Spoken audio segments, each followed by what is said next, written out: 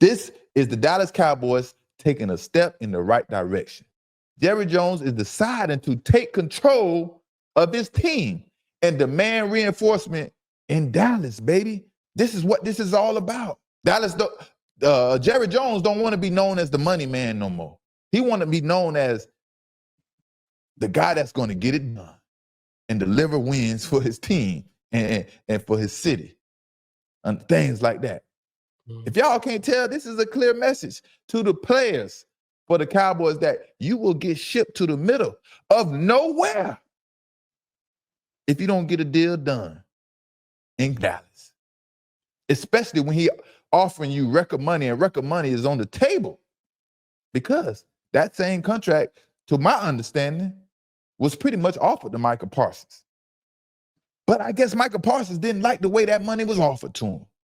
He said, offer it to me through my agent. Last time I checked, all checks cashed the same. You know what I mean? Of course, he's going to talk to your agent. You got to get the language right eventually. But when I tell you Micah Parsons will regret this decision to request a trade and ended up in Green Bay. That's what I would have asked you, man, because I know what you said about Green Bay. This is going to be the biggest regret of his NFL career. This is going to catch up with Micah Parsons. Y'all trust me. Mark this down. Micah Parsons had no clue that he would end up in Green Bay. That's why I say watch what you ask for, because you never know what you're asking for that can possibly happen. And Green Bay is a cold, boring city. Let me tell you, it is nothing like Dallas, baby. It is nothing like the team he was born into. He gonna have a total culture shock. I mean, total culture shock. Let me tell you how, because I experienced it. When I went to New England, I'm coming from Fort Lauderdale. I'm coming from Lauderdale all the way down south. I went to the University of Central Florida. So I'm in Orlando, and I'm in Florida my whole life, pretty much, 3 hours away. I get drafted to the New England Patriots. I have to fly into the Providence Airport in Rhode Island. I have no clue about this stuff. I don't know where these places at on the map. I barely know about New England. Let me tell you, I get to New England, I buy my first condo. I turn on the electricity. I get me some cable, get some Comcast, turn on the TV, and I'm looking for channels to watch. I'm just telling y'all about my culture shock. And the channels that I normally watch is BET. I can't find BET. BET is nowhere on the channel. They have BET? BET is nowhere on the channel. So what do I do as a 22, 23-year-old young man, first time living on his own, basically? I call the cable company, and I'm livid. I'm like, hey, where's BT at? Well, I'm trying to find BT, my show on, this and that. They acting confused like they don't know what I'm talking about. Hey, they like, long story short, they don't have BT where I'm living at. What? And that's when I woke up and I was like, I haven't seen a black person yet. Me going grocery shopping, me buying furniture for my condo and things like that. I haven't seen a black person yet. Man, when I tell you I was instantly panicking, man. At the side of but America. Let me tell y'all, man, if y'all don't know nothing about Green Bay, there are not too many players, if any, that get drafted to Green Bay and are happy about that. Ain't too many players. Micah Parsons better get ready for a long, boring 4 seasons, baby, in Green Bay. And I hope Micah Parsons loves football the way he is supposed to, because football will be the only thing he has to do in Green Bay. There will be nothing else to do. All those old things he used to do in Dallas and the way he used to having fun. Yeah. And Jerry Jones already talking about having 4 first-round draft picks. He's already talking about that. Like I said, trade Micah Parsons and gain equity in that draft. Now, he's talking about it already, but is he bluffing? Or will did Jerry Jones do something this season to make his team better? Let's listen to Jerry Jones talk about Micah Parsons. Without being too broad, obviously, we did think it was in the best interest of our organization, not only the future, but right now, this season as well. We've gained a Pro Bowl player. We've gained a Pro Bowl player in an area that we had big concerns in on the inside of our defense. First of all, I want to tell you that I really like Micah. I appreciate the 4 years that we've had him here, and he's a great player. And so we are very appreciative of the fact that he's a great player. Gives us 4 first-round picks over the next 2 years. We not only do that, nothing says we can't use some of those picks right now to go get somebody right now. Don't rule that out. Give us 4 first-round draft picks in the next 2 years. He was aggressive when he said that. He's excited. That's what it's about, man. Some of these players, man, are overrated. And I know they look like they're great and they do one thing pretty great, but, you know, that can be a little deceiving. But I want to know to you, Dries, and to the chat, to the world, who won and who lost in this trade? Who won and who lost in this trade, Dries? What do you think?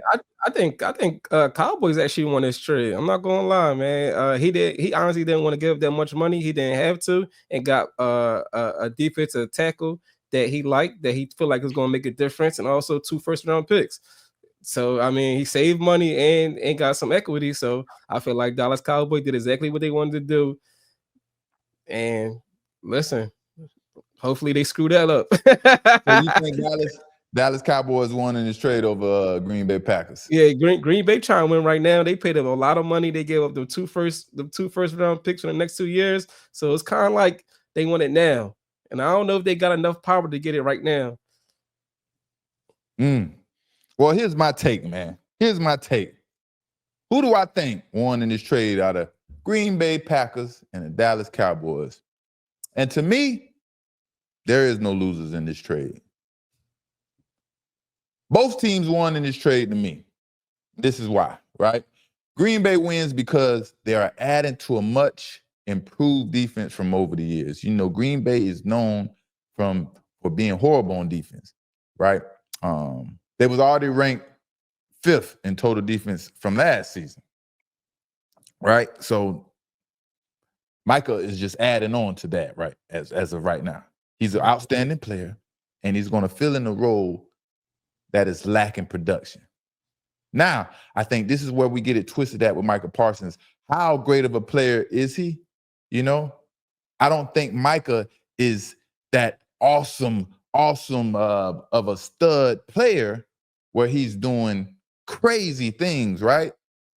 You know, he isn't putting up numbers that are like unbelievable, right? Micah Parsons isn't putting up unbelievable numbers, 17 sacks a game, 15 sacks a game. He's putting up consistent numbers a year in sacks, right? Right? His consistency is the key. That's the key with Micah Parsons. 12 sacks, 13 sacks, 12 sacks, 14 sacks. Micah Parsons, you know, he's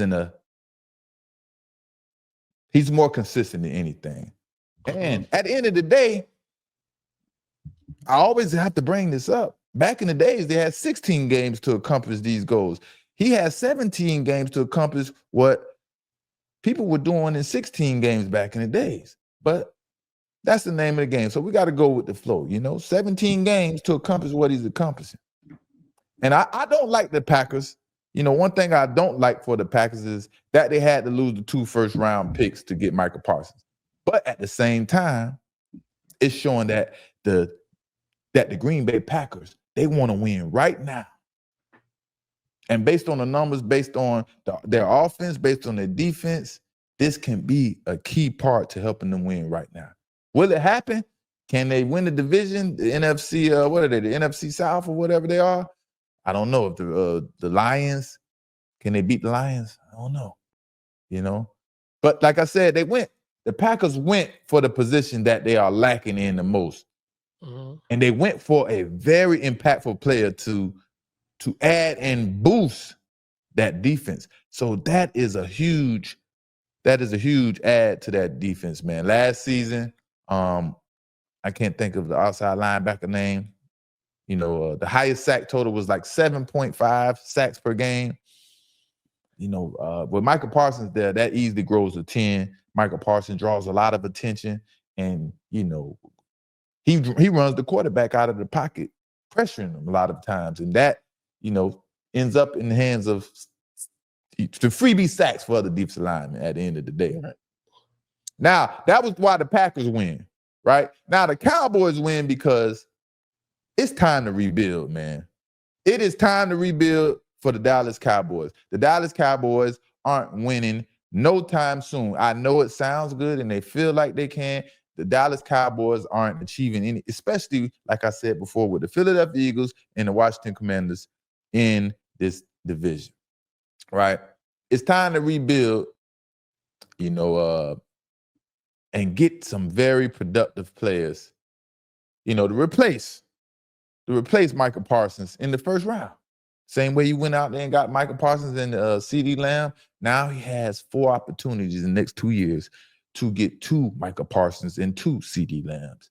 That's the beauty in building that equity, right? You get tired of one player, I can get rid of you and I can bring someone else in. Now, here's the key. Here's where it shows who Micah Parsons is, right? Cowboys ranked 3rd in sacks last season. Micah Parsons totaling 12 sacks. Micah Parsons was a key factor in the Dallas Cowboys being 3rd last season in sacks, with him being having 12 sacks as a high on the team. The next closest to him was 5, right?